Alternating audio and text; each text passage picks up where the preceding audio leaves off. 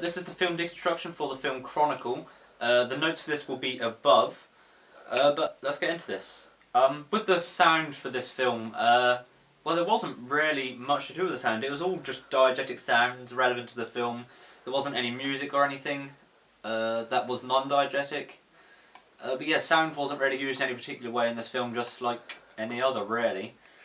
With the lighting through this, it was mostly natural lighting, although I did pick up on one thing that would be relevant to, that's like foreshadowing for the entire story, and that was the main character.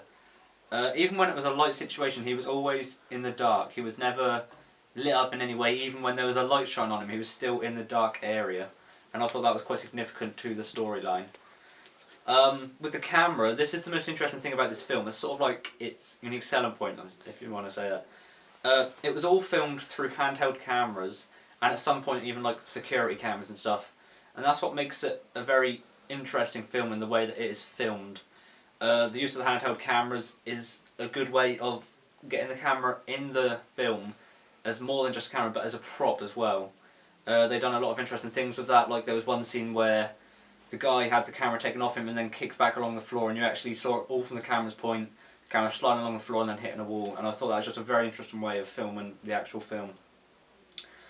With the editing, there wasn't a lot, again, in the way of editing. It was all straight cuts.